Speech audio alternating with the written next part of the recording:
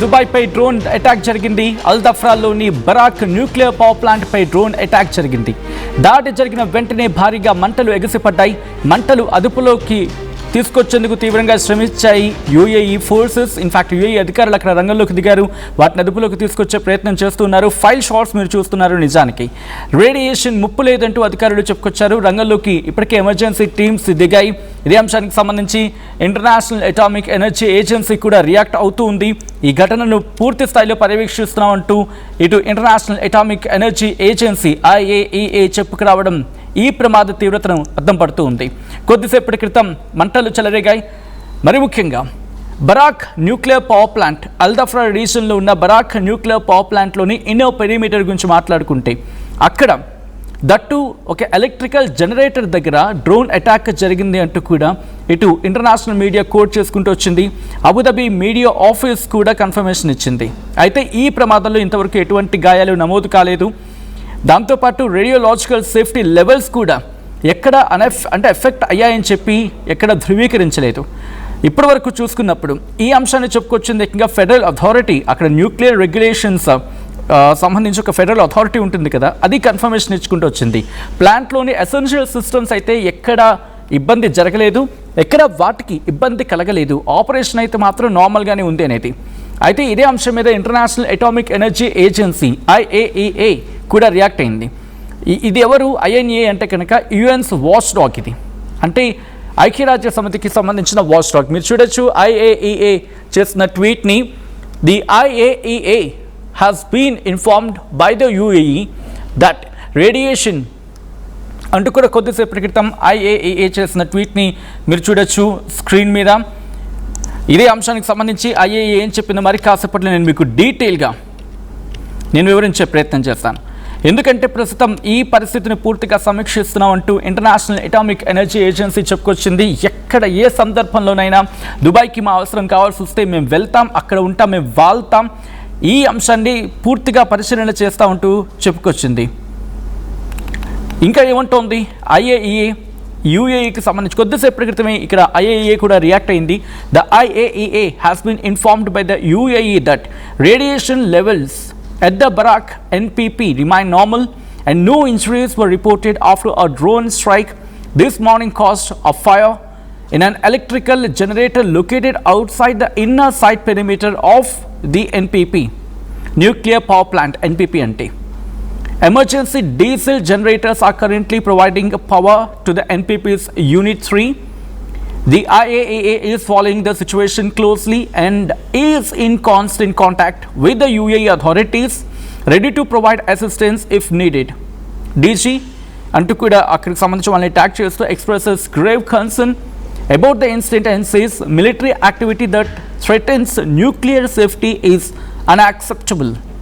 The DG reiterates call for maximum military restraint near any NPP to avoid the danger of a nuclear accident అంటూ కూడా IAEA కొద్దిసేపటి క్రితం చెప్పుకొచ్చింది. ప్రస్తుతం ప్రమాద ఘంటికలు మోగిస్తూ ఉన్నాయి Iran, Israel, at the same time America మధ్య యుద్ధ వాతావరణం. అసలు ఎందుకు ఇప్పుడు అటాక్ జరిగింది అనేది మాట్లాడుకునే ప్రయత్నం చేస్తే, ఎందుకు అటాక్ జరిగిందంటే కొద్ది గంటల క్రితం ఇదే ఇజ్రాయెల్ లెబనాన్ మీద దాడికి పాల్పడింది. ఎక్కడ ఉన్న లెబనాన్ మీద దాడికి పాల్పడితే ఇక్కడికి జరిగే నష్టం ఏంటి అని చెప్పి క్వశ్చన్స్ రైజ్ అవ్వచ్చు కాక. Let me clear a picture for that. ఎందుకంటే లెబనాన్లో ఉంది ఇరాన్కి మద్దతుదారులు హెజ్బుల్లా, హమాస్, హౌతీ, వీళ్ళ గురించి మాట్లాడుకుంటూ ఉంటాం కదా. ఇటు లెబనాన్లో ఉన్న హెజ్బుల్లా అక్కడ టార్గెట్ చేస్తే ఆబ్వియస్లీ అది ఇరాన్ మీద అటాక్కి. మీకు గుర్తుంటే కనుక ఒక మాటని ఇక్కడికి వెళ్ళి కోట్ చేస్తా. లెబనాన్ మీద దాడి చేస్తే అంటే లెబనాన్ మీద కూడా దాడులు ఆపేయాలనేది ఇరాన్ పెట్టిన కండిషన్స్లో ఒకటి. అంటే ఎంత క్రిటికల్ అర్థం చేసుకోవచ్చు. లెబనాన్లోని హెజ్బుల్లా కనుక టార్గెట్ అయితే మేము విడిచిపెట్టాం, మా కండిషన్స్లో అది కూడా ఒకటి. మీరు లెబనాన్ టార్గెట్స్ని ఆపకపోతే మా టార్గెట్స్ ఇక్కడ కంటిన్యూ అవుతాయంటూ అర్థం వచ్చేలాగా ఇరాన్ చెప్పుకొచ్చింది. That shows the kind of importance ఎవరు ఇరాన్ లెబనాన్కి, హెజ్బుల్లాకి ఇచ్చేది. సో ఎప్పుడైతే అటు లెబనాన్ మీద ఇజ్రాయెల్ అటాక్కి వెళ్ళిందో వెంటనే ఇక్కడ యాక్టివేట్ అయ్యారు ఇరాన్లో ఉన్న ఫోర్సెస్. ఇరాన్లో ఫోర్సెస్ యాక్టివేట్ అయ్యి దుబాయ్ మీద దాడికి పాల్పడ్డారు. ఎందుకు దుబాయ్ మీద దాడికి పాల్పడ్డారు? ఎందుకంటే పక్కన ఇవన్నీ కూడా దుబాయ్ కావచ్చు, మన ముఖ్యంగా ఇక్కడ ఈ ఉన్న దేశాలన్నీ కూడా అమెరికాకు మిత్ర దేశాలు. ఎంత స్థాయిలో మిత్ర దేశాలంటే ఏకంగా జిగిరి దోస్తుల కింద మారిపోయారు. ఒకప్పుడు వీళ్ళంతా మళ్ళీ ఒకప్పుడు స్నేహితులే, కానీ తర్వాత పరిస్థితుల రీత్యా కావచ్చు, జరిగిన పరిణామాల కారణం కావచ్చు, విడిపోయారు వీళ్ళంతా కూడా. అది ఆ ప్లేస్ని ఇప్పుడు అమెరికా అడ్వాంటేజ్ తీసుకొని వాళ్ళని దోస్తులు చేసుకుంది. సౌదీ అరేబియా కావచ్చు, యూఏఈ కావచ్చు. అండ్ ఇరాన్కి సౌదీకి ఎప్పుడూ ఆధిపత్య పోరు ఉంటుంది. ఇది జస్ట్ కాంటాక్ట్స్, నేను మీకు రిఫరెన్స్ కోసం చెప్తాను అంతే. ఇప్పుడు ఎక్కడైనా దాడి జరిగితే, అంటే అమెరికా కావచ్చు, ఇజ్రాయెల్ కావచ్చు, లెబనాన్ మీద దాడి చేస్తున్నా, ఎస్పెషల్లీ లెబనాన్ మీద దాడి చేస్తే మాత్రం ఇరాన్ ఒప్పుకోదు. వాట్ ఇట్ సేస్, మీరు కనుక లెబనాన్ మీద దాడి చేస్తే మా మీద దాడి చేసినట్టే, కాబట్టి మేము వెంటనే ఇక్కడ మేము స్ట్రైక్స్ చేస్తాం. ఆ పరిణామాలని ఒక్కసారి ఆ డాట్స్ని కనెక్ట్ చేసుకుంటే it will shows where it will lead అనేది. అయితే ఈ మాటలకు బలం చేకూర్చేలాగా అమెరికా అధ్యక్షుడు ట్రంప్ కొద్ది రోజుల క్రితం ఒక మాట అన్నాడు. ఆయన వార్నింగ్ ఇచ్చాడు. Iran it will have a very bad time if piece deal is not agreed on soon. ఇది ట్రంప్ అన్న మాట, నిన్న మాట కాదు. ఇంకొక మాట కూడా అన్నాడు, they have an interest in reach an agreement. వాళ్ళు ఇంట్రెస్టెడ్గా ఉన్నారు, ఇరాన్ ఇంట్రెస్ట్గా ఉంది అగ్రిమెంట్ రీచ్, అంటే అగ్రిమెంట్ పూర్తి చేసుకోవడానికి. ఒకవేళ త్వరగా పూర్తి చేసుకోకపోతే a very bad time,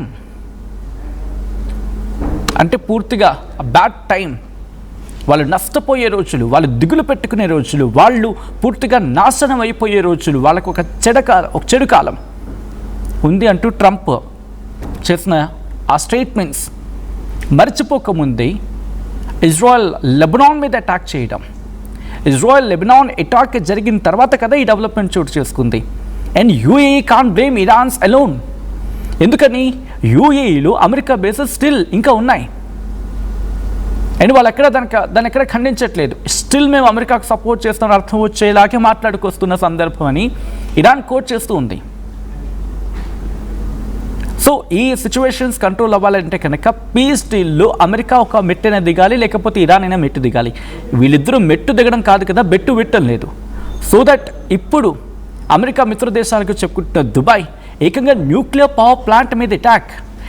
look into this, ఒక depth of the situation, gravity కనుక మీరు అబ్జర్వ్ చేస్తే అది ఎంత గ్రాస్ రూట్స్కి వెళ్ళిపోతుందో. ఒక nuclear power plant of course అక్కడ మిస్ అయ్యి ఉండొచ్చు కాక వాళ్ళ క్యాలిక్యులేషన్లో. ఎందుకు నేను మిస్ అయ్యి ఉండొచ్చు అని చెప్తూ ఉన్నా, ద ప్రిసిషన్ లెవెల్స్.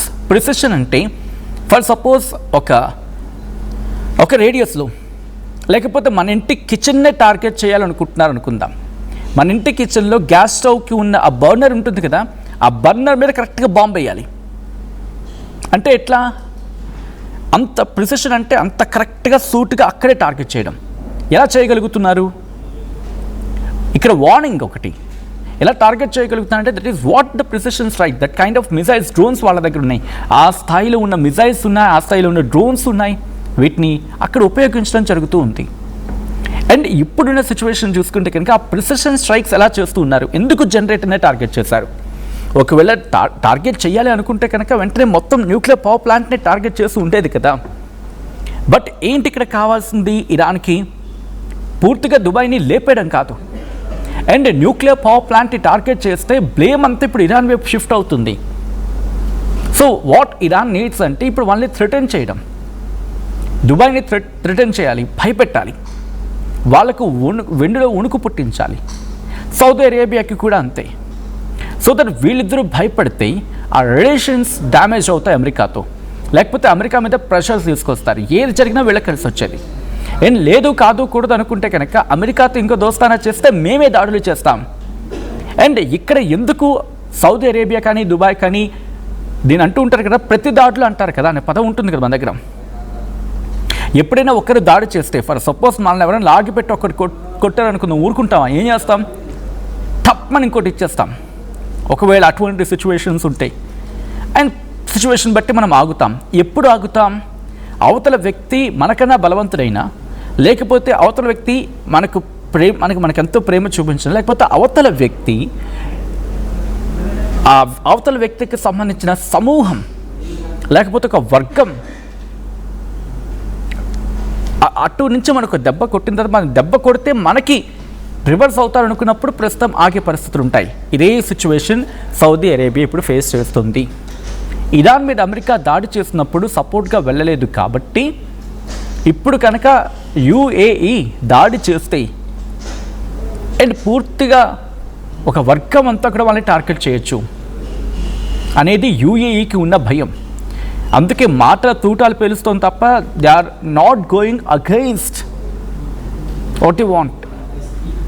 వాళ్ళకి దాడి చేయాలని ఉంది కానీ ఆ దాడి చేయడానికి సంబంధించి అవకాశాలు లేవు. సో ఇప్పుడు అది పరిస్థితి. ఆ డాట్స్ కనెక్ట్ చేస్తూ మాట్లాడితే కనుక ఎప్పుడైతే లెబనాన్ మీద అటాక్ జరిగిందో విత్ ఇన్ అవర్స్ ఇక్కడ అటాక్ జరిగింది. ఈ కథనం మిమ్మల్ని కాస్త కలవరపరచవచ్చు. అయితే మిమ్మల్ని కలవరపాటుకు గురి చేయడం ఆర్టీవీ ఉద్దేశం కాదు. కానీ ఇటువంటి కథనాలు చూసినప్పుడు కాస్త కలవరపాటుకు గురి అవకాశం ఉంటుంది కాబట్టి దీనికి సంబంధించి తగిన జాగ్రత్తలు తీసుకోవాలని ఆర్టీవీ సూచించడం జరుగుతుంది. This is a disturbing content. Video description is highly advised.